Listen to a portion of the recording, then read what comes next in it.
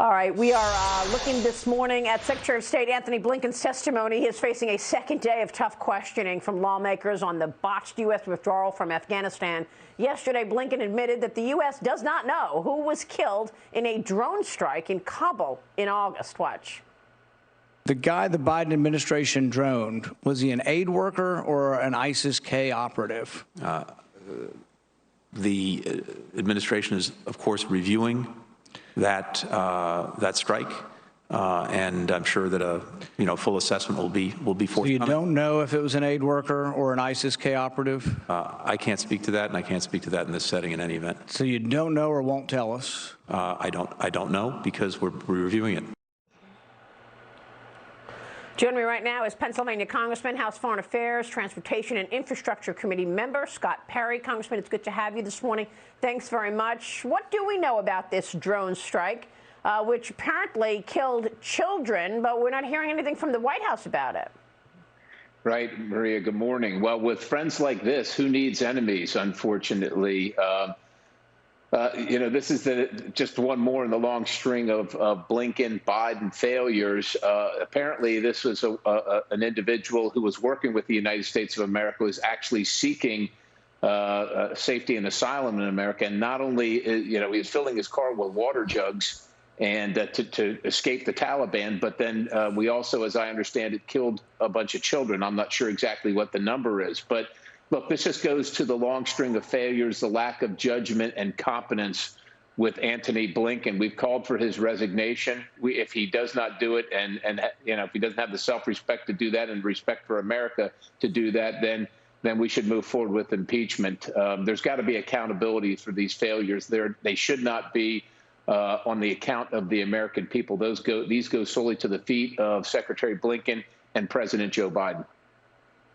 So we know that this group, this foreign affairs group, is Obama's group, whether it is Anthony Blinken or Jake Sullivan, Susan Rice, General Milley, all of them in some way or another worked in the Obama administration and had a certain narrative that they wanted to pursue, getting back into the Iran deal, no policing of the United States, but an apology tour.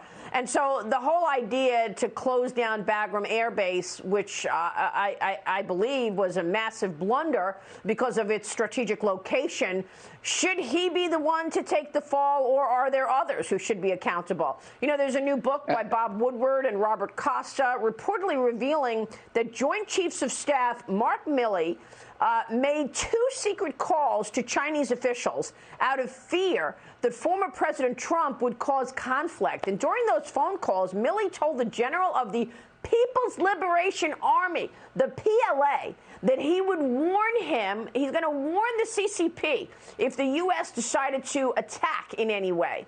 Milley also requested senior officers swear an oath that he would be involved if Trump gave an order to launch nuclear weapons. Congressman, is this treason? And should General Milley also resign? Well, if true, Maria, if true, there is a word for it, and it sure seems like treasonous activity to me. It seems like exactly what Benedict Arnold did in the past. And so, look, this is the America Last policy of the Obama administration. Now move forward with the most incompetent foreign affairs and foreign policy, national security decisions made ever by then Senator Joe Biden and now President Joe Biden.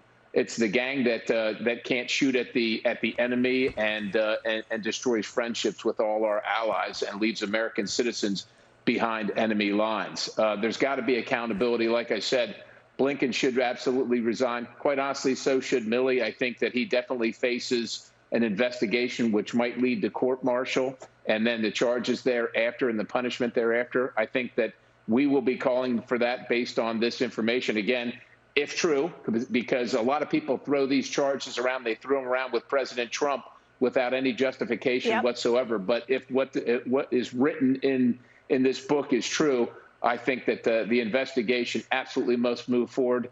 And look, it stops at the feet of the commander-in-chief, and the only remedy there is impeachment, for the next 3 years. So that's where we're headed right now.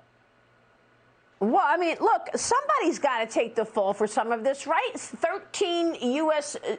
Servicemen dead, military men dead because of this cut and run out of Afghanistan. These are Marines and Army. You also have $86 billion worth of armament, weaponry on the ground left behind, not to mention pellets of cash left behind. We've got video of the Taliban going through cash and guns and Black Hawk helicopters, not to mention taking down an air base that was so strategically located for the United States to have an eyes and ears right there and a launch pad with China here and Russia there, Pakistan there. I mean, is it even feasible that we don't see any accountability for any of this?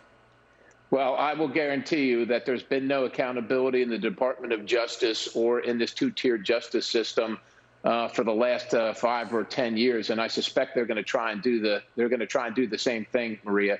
Creating a terrorist superstate that after 20 years, thousands of lives, trillions of dollars is then back in the fight against the United States of America with America's equipment, while people like Tony Blinken sit on the stand and tell us it was the most impressive airlift in history and that the equipment that we left behind 3 weeks later is not worth anything. You know, leaving $1 billion embassy in Kabul for a terrorist organization, it is unacceptable. The American people are absolutely fed up with it, and they demand accountability. And I will just tell you, wherever it starts is probably not where it's going to end. It's going to end at the top, and the top is the commander-in-chief, who, you know, I'm not sure it sure seems like it's Obama 3.0. This is the Obama administration, its third term, and their failures then are just being highlighted again as more failures. Unfortunately, the American people are left to endure them. Well, I mean, look, Oliver North told me that the flights back into Afghanistan are filled with wannabe terrorists. They all want to go back to Afghanistan and join the fight because this is going to be a haven for terrorists. And yet, so far, you know, your colleagues on the left, they're all in on spending more money, right? I mean, you guys are negotiating a $3.5 trillion package. They're not talking about Afghanistan. They're not talking about the repercussions of all of this. That's exactly right, Maria. While the Taliban 5 are back in charge after leaving Gitmo, thanks to courtesy of air flights of the American taxpayer, thanks to President Obama, we spent, I don't know, it was probably 1:30 last night until we got done with the markup in transportation and infrastructure. Everybody's all in on the spending, and people are saying, well, it's 3.5 and maybe it's going to be 5 or 7. This might be headed to $7 trillion by the time the Democrats are done. And that's this year alone, Maria. This is unsustainable. It's all printed money, and they act like inflation's not occurring. People that are struggling to make ends meet can't afford to feed their families. Thank you, Democrat Party. Unbelievable. Wow, $7 trillion in 1 year. I mean, it's unbelievable that people don't recognize this is all going to fall to our children and their children. They're going to be paying sky-high taxes for a long time. Congressman, we've got a spotlight on it, and we'll continue to watch. Thanks very much, sir. Congressman Scott Perry joining us this morning on all of that policy. Stay with us. We'll be right back.